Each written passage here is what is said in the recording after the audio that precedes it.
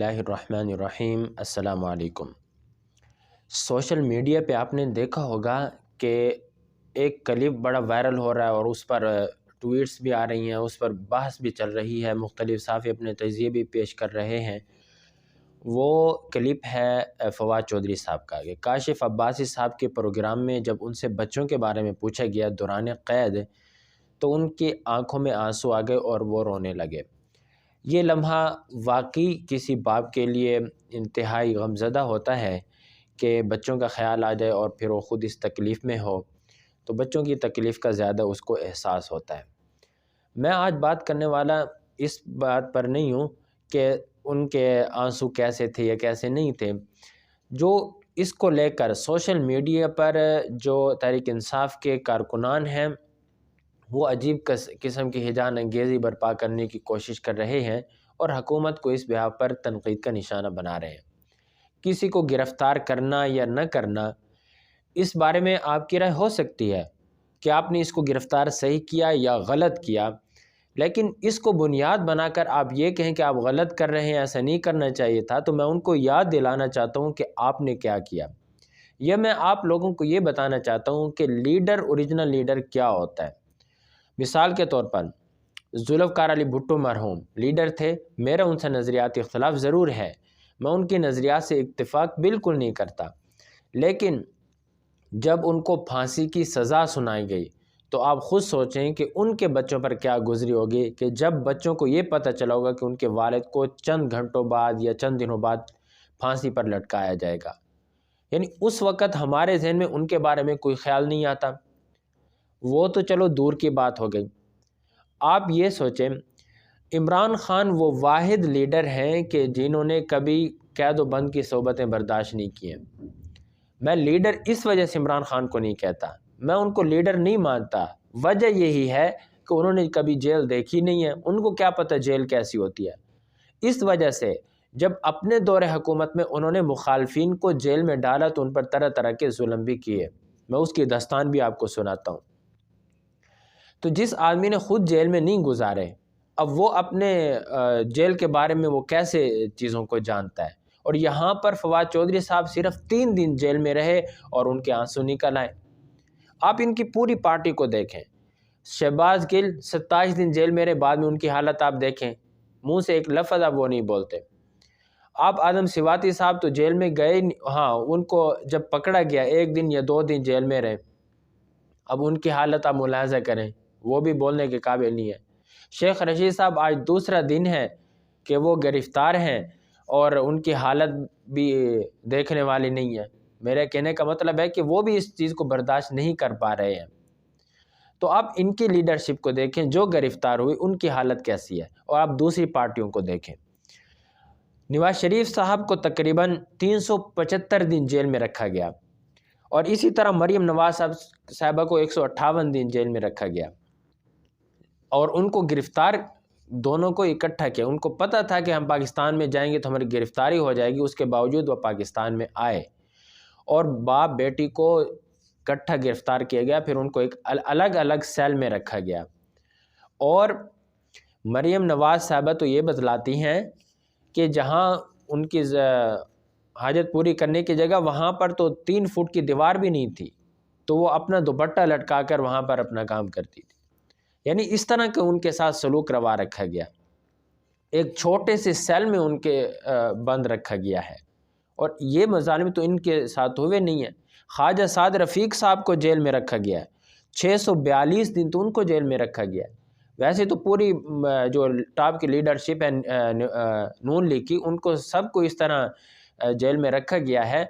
लंबे अरसे के लिए शायद खाकान अब्बासी हो गए, ख्वाजा आसिफ साहब हो गए, बल्कि ख्वाजा साद रफ़ीक साहब की जेल में तो कैमरे लगाए गए थे। ख्वाजा आसिफ साहब के कमरे में कैमरे लगाए गए थे ताकि इमरान ख़ान बराह रास्त ये देख सकें कि वो कैसे एक आदमी ख्वाजा साद रफ़ी या ख्वाजा आसिफ ज़मीन पर लेटा हुआ है। और उनके कहने पर ये उनकी वीडियोज़ बनाई जाती थी। बल्कि मरीम नवाज़ साहबा ने तो ये भी कहा है कि जेल के अंदर बुशरा बीबी के कहने पर कैमरे भी लगाए गए, यानी हर जगह कैमरे लगे हुए थे। آپ خود اندازہ لگائیں، لیکن وہاں تو کسی کے آنسو نہیں آئے۔ ان کے بیٹے بھی ہیں، ان کی اولاد بھی ہے، لیکن وہاں پر کسی کے آنسو نہیں آئے۔ تو اس کا مطلب یہ ہوا کہ اصل لیڈرشپ تو آپ کی ہے ہی نہیں، آپ اتنی سی چیز برداشت نہیں کر سکے۔ ایک اور چیز میں آپ کو بتاؤں کہ JUI کے مفتی کفایت اللہ صاحب کو گرفتار کیا گیا۔ روزانہ ان کی 7-8 سال کی ایک بیٹی وہ افطاری لے کر جاتی، جیل کے دروازے سے اس کو روک لیا جاتا اور وہ اسی طرح واپس آ جاتی۔ اب اس بچی پر کیا گزری ہوگی؟ کبھی آپ نے اس کا تصور کیا؟ حافظ حمداللہ صاحب کا آپ نے شناختی کارڈ بلاک کر دیا۔ آپ نے کہا کہ ہمارے ملک کی شہری نہیں ہے کہ جس کا بیٹا لیفٹیننٹ کرنل ہے۔ اب اس کو آپ نے پاکستان کی شہریت ہی آپ نے اس کی ختم کر دی۔ یہ آپ کے دور حکومت میں ہوتا رہا ہے، لیکن کبھی انہوں نے آپ سے شکوہ نہیں کیا، کبھی ان کے منہ پر اس طرح کے تاثرات آپ نے نہیں دیکھے ہوں گے۔ اور آپ جو سب سے بڑے محب وطن بنتے ہیں اور سب سے بڑے پاکستان کے ٹھیکیدار بنتے ہیں، اور آپ کے چہرے پر اس طرح کے آنسو آ جاتے ہیں۔ میں ان کے آنسو کے حوالے سے میں تنقید نہیں کر رہا، میں سوشل میڈیا پر چلانے وہ لوگ جو اس کلپ کو چلا رہے ہیں اور بڑی معصومیت کے اظہار کر رہے ہیں، میں ان کو بتانا چاہتا ہوں۔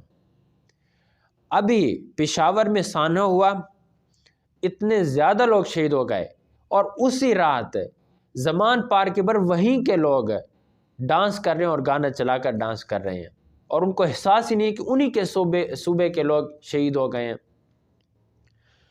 اسی رات یعنی اسی دن جب دھماکہ ہوا تو اسد قیصر صاحب ٹویٹ کرتے ہیں کہ VIP سے سیکورٹی واپس لینا حکومت کے ناپاک عزائم میں شمار ہوتا ہے۔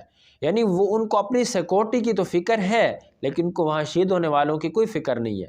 یہ وجہ ہے کہ پوری تحریک انصاف کا ایک لیڈر بھی وہاں پر ان کی تعزیت کے لیے نہیں کیا۔ جب یہاں پر بے نظیر بھٹو کو شہید کیا گیا، مخالف موافق سب پارٹیوں نے ان کے ساتھ تعزیت کی، لیکن واحد عمران خان تھا جو تعزیت کے لیے نہیں کیا۔ یہ اپنے پارٹی کی کسی فرد کی تعزیت کے لیے اس کے جنازے پر شریک نہیں ہوا۔ کتنے قریب ان کے ساتھی چلے گئے ہیں، لیکن کسی کے جنازے پر بھی نہیں گئے، بلکہ ان کے گھر والوں کو بلا کر تعزیت کرتے تھے۔ آپ کو یاد ہوگا کہ راجہ قمر الاسلام وہ پکڑے گئے، ان کا بیٹا جو تک 11-12 سال کا بیٹا تھا، اس سے باہمت بیٹا تو میں نے آج تک کسی کا نہیں دیکھا، جس نے اس وقت اپنے حلقے کے لوگوں کی قیادت بھی کی۔ آپ ان سے اختلاف رکھیں، ہزار اختلاف رکھیں، لیکن یہ آپ کو تسلیم کرنا پڑے گا، اس بیٹے کے منہ پر کبھی آپ نے وہ نہیں دیکھی ہوگی، رونا نہیں دیکھا ہوگا، یا اس کے والد کے چہرے پر کبھی آپ نے اس کو روتا ہوا نہیں دیکھا ہوگا۔ وہ اپنے باپ کے ساتھ عدالت میں جاتا تھا جب اس کے باپ کو ہتکڑیاں لگی ہوئی ہوتی تھیں، اور یہاں پر عجیب طوفان بدتمیزی برپا کیا جاتا ہے۔ میں احساس دلانا چاہتا ہوں کہ اگر آپ کو غم ہے تو پھر تمام لوگوں پر آپ کو غم ہونا چاہیے، لیکن اگر آپ غم نہیں کرتے تو پھر کسی ایک پر غم کرنا آپ کے لیے مناسب نہیں ہے۔ تو یہ ایک ہمارے ہاں ایک عجیب صورتحال اور ایک چل پڑی ہے۔ اور میں اب یہاں پر ایک اور اہم بات کرنا چاہتا ہوں کہ یہ جو کہا جا رہا ہے کہ بھئی یہ فواد چودھری صاحب کو اس وجہ سے گرفتار کیا گیا کہ انہوں نے چیف الیکشن کمشنر کو منشی کہا ہے، اس بات پر اس کو گرفتار نہیں کیا گیا۔ ان کو گرفتار اس وجہ سے کہا کہ انہوں نے الیکشن کمشنر جو بھی وہاں کے عہدیداران ہیں ان کے بچوں کو تھریٹ کیا ہے، ان کے گھر والوں کو تھریٹ کیا ہے۔ کسی سیاسی پارٹی نے اتنا نہیں کیا۔ یہ ہے PTI کا فاشسٹ چہرہ جس کو ہم لوگ قبول نہیں کرتے۔ اب آپ دیکھیں کہ ایپیکس کمیٹی کا کل اجلاس ہوا، ساری پارٹیاں اس میں شریک ہوئیں، لیکن وہاں پر PTI کا کوئی نمائندہ شریک نہیں ہوا، دہشت گردی کے حوالے سے تھی۔ اسی طرح عمران خان کے دور میں بھی ایک آل پارٹی سلامتی کونسل کے اجلاس ہوا تھا، تمام پارٹی اس میں شریک تھیں، خود عمران خان وزیر اعظم ہوتے ہوئے اس میں شریک نہیں ہوئے تھے۔ تو اس وجہ سے میں یہاں پر کسی پارٹی کی کوئی وکالت کرنے نہیں آیا، لیکن اگر کہیں سے کوئی ایسی آواز اٹھتی ہے کہ جس کو میں غلط سمجھتا ہوں کہ اس کو کنڈیم کرنا اور اس پر تنقید کرنا یہ میرا فرض بنتا ہے۔ تو آپ خود موازنہ کریں کہ کیسے کیسے یہ کام کیے گئے ہیں، اور پھر ان لوگوں کے حالات آپ ملاحظہ کریں۔